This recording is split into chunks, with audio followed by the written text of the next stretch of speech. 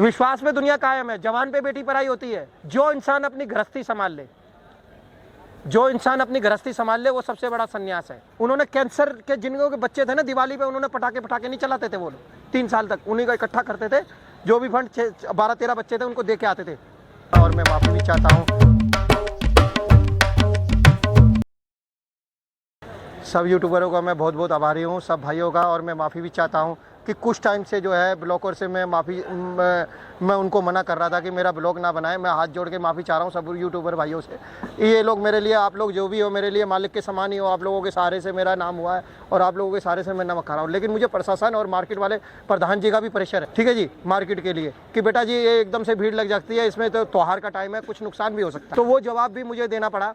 और तो ये है कि आज जो है मैंने उनसे वो 12 बजे तक, 1 बजे तक नहीं था, उनसे फ़ोन आया, साहब लोगों का भी आया। ये आप मुझे सेवादार समझ रहे हैं, मुझे इस लायक समझा, मैं हूँ, ठीक है जी। बाकी खाने का आपने रिव्यू ले लिया, कोई खा के भी चला जाता, कैसे चला जाता, ठीक है। लेकिन मुझे मार्केट का जो प्रेशर है वो मेरे ऊपर है अभी त्योहार तक है। अब जी इस वजह से कुछ लोग गलत भी हैं, जिस तरीके पहले भी कि फॉर्च्यूनर वगैरह या जो भी इल्ज़ाम लगाए हुए थे, सबको मैंने बुला के सबको वो मैंने खारिज भी किया, ठीक है जी। गाड़ी का हुआ या स्कैन हुआ, उन्होंने ये एक बात पकड़ ली कि बेटा कोई आपको नुकसान ना पहुंचा दे, इतने लोग आते हैं। मैंने कहा सब पढ़े लिखे आदमी है, कोई ऐसा नहीं, अगर ऐसा होता तो कुछ भी गलत पहले से ही हो जाता। तो हार कितने गए हैं, 1.5 साल से 2 साल से वीडियो बन रहे हैं, तो कभी नहीं हुआ ऐसा। तो ये चीज़ें थी, कुछ मेरे ऊपर मार्केट का प्रेशर था, जो कभी बोलते थे एकदम से जो है अभी आप त्योहार के टाइम में रुकिए। मैंने कहा जी ठीक है, कोई बात नहीं, अब आगे बात करते हैं। और मैं माफ़ी चाहता हूँ सब यूट्यूबरों का कि उन्हें वेट भी करना पड़ा, उन्हें कुछ भी क्या नाम कहते हैं मेरी तरफ से सुनने को मिला नहीं मिला, या मैं उनसे माफ़ी चाहता हूँ इस बारे में। अब यंग आदमियों के लिए बोलता हूँ, जितने भी, देखिए शादी एक जुआ है, शादी जो करता है उसके पीछे एक जन्म दूसरा होता है, ठीक है जी। आप अपने गर्ल्स के लिए कहूँगा, या आप अपने क्या नाम कहते हैं जो भी ये बॉयज़ वगैरह है, आप जो शादी करते हैं ना, कन्यादान जिन्होंने दे दिया, तो उसके ऊपर हक नहीं रहता। लेकिन जो बोलेगा, जो करेगा, करेगा वो बोलेगा। आज इन लॉज का क्या नाम कहते हैं, आप लोग क्या नाम कहते हैं ध्यान रखें। इतना नहीं गर्ल्स जो हैं ज़्यादा ध्यान देती हैं जितना अपने माँ बाप का ध्यान देती हैं शादी के बाद। तो कुछ वजह परेशानी की वहाँ से भी उठती हैं, जो कुछ घर शादी के बैकआउट हो जाते हैं, कुछ वजह वो भी होती हैं। जो अपनी गृहस्थी संभालिए, सबसे बड़ा संन्यास गृहस्थी का है। लेकिन एक बात ज़रूर कहूँगा, पढ़ा लिखा आदमी घर पे नहीं रुकता। बड़े बूढ़े के लिए भी, चाहे मेरी बहन बेटी हो, बहू हो, बेटी हो, जो इंसान ने ग्रेजुएशन कर रखी है, मास्टर डिग्री ली है, नहीं ली है, लेकिन वो घर पे नहीं रुकेगा, वो नौकरी करेगा, अपना इमेज लगाएगा ही लगाएगा, वो जाएगा कुछ ना कुछ करेगा। तो इस चीज़ के लिए भी क्या नाम कहते हैं, मैं अपने बड़े बूढ़े से, जो भी मेरे भाई बंद हैं, जो भी बड़े बुजुर्ग हैं मेरे, थोड़ा सा इस तरफ भी ध्यान दीजिएगा। लेकिन जो मेरे बहनें हैं और हमारी जो घर की बहू बेटियाँ हैं, वो इन लॉज का थोड़ा सा ध्यान रखेंगे तो सब कुछ ठीक हो जाएगा। जो कि मैं देख रहा हूँ अब कई चीज़ें हैं कि आज शादी तो एक जुआ है, मैं तो जुआ मानता हूँ जी, लेकिन अगर थोड़ा सा उस तरफ ज़्यादा ध्यान हो जाएगा तो सब कुछ ठीक हो जाएगा। आदमी एक ही बार जीता है, एक ही बार मरता है और एक ही बार शादी करता है, ठीक है जी। इस चीज़ के ऊपर ध्यान देखिए और अपने दिमाग से चलिए, क्योंकि 4-4 बच्चे नहीं होते। लेकिन एक बात बोलूँगा, जो कोई अगर अपने इन-लॉज से, अपने रिलेटिव से जो मदद लेगा, वो बाद में सुनेगा। आज पढ़े लिखे का ज़माना है, आप पढ़िए लिखिए, जितना आपसे हो सकता है वो ही काम कीजिए। किसी से कर्जा लेके वो आदमी सुखी नहीं हुआ है। कर्जा पैसे का नहीं होता, कर्जा एहसान का भी होता है, ठीक है जी। जरा सी बात पे आदमी को, अपने हस्बैंड को क्या नाम कहते हैं उल्टा सीधा कह देना, या बिल्कुल ही क्या नाम कहते हैं सब कुछ कर देना, बहुत कानून आ गए हैं। तो सारी चीज़ें अपने ध्यान दीजिए, दोनों आदमी दिमाग से चलिए। नहीं देखिए, मिसयूज हो ना हो, लेकिन आदमी अपने दिमाग से जो नहीं चलेगा उसका नाश तो होना ही होना है। अर्जुन 8वें अध्याय पे क्या पूछता है कृष्ण से कि साहब जनून पहन के पर्वतों पे बैठ के परमात्मा का नाम लेना, क्या यही तपस्या है, यही सब कुछ है? कहता नहीं, जो इंसान अपनी गृहस्थी संभाल ले, जो इंसान अपनी गृहस्थी संभाल ले, वो सबसे बड़ा संन्यास है। आज तक नहीं बोला मैंने, आज ये बच्ची के कारण बोलना पड़ गया।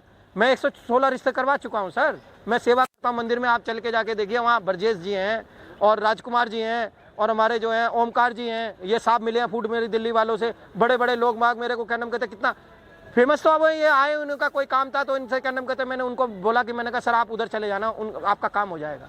ठीक है सर, हर कोई आदमी बढ़िया है। जैसे भैया से, सबसे जितने यूट्यूबरों से मुलाकात हुई है, वैसे ही उनसे भी हुई है। मैं ये नहीं कहता कि मेरे लिए कोई भेदभाव, मैं कभी नहीं सोचता कि कोई मेरे लिए अच्छा है, कोई मेरे लिए, लेकिन विश्वास जो आदमी करता है और विश्वास के ऊपर आप चलेंगे तो सब कुछ होगा, सब कुछ सीधा सीधा होता चला जाएगा। जैसे कई लोग यूट्यूबर में किसी ने गलत थंबनेल लगा दिया अपने नाम के लिए, आके मिलता ना, मैं रास्ता बताता उसको।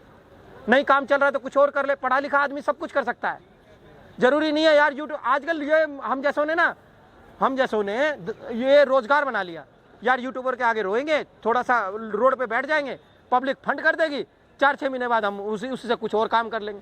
अरे पीछे उनके घर जाके देखो ना, उनका क्या है। मैं आप छोटी सी बात बताता हूँ, ये फोन 5,000 का तो होगा, 7,000 का तो होगा। जो 50 रुपए का बाइक से तेल फूक रहा है वो गरीब आदमी नहीं है, वो गरीब आदमी नहीं है। जो ये फोन चला रहा है वो गरीब आदमी नहीं है। चाहे ईएमआई पे ले लो, चाहे किसी पे भी ले लो, आप इंक्वायरी करके फंड करो ना। इंक्वायरी क्यों नहीं करते? दान देने वाला दान दिया हुआ दिन दुगना रात चौगुनी तरक्की करता है, लेकिन दान भी उसी को देना चाहिए जो उसके योग्य हो। हर किसी को मत दे दो, नहीं लगेगा आपका। आपके काम तो सीधे हो जाएंगे, अच्छे हो जाएंगे, होनी अटल होगी।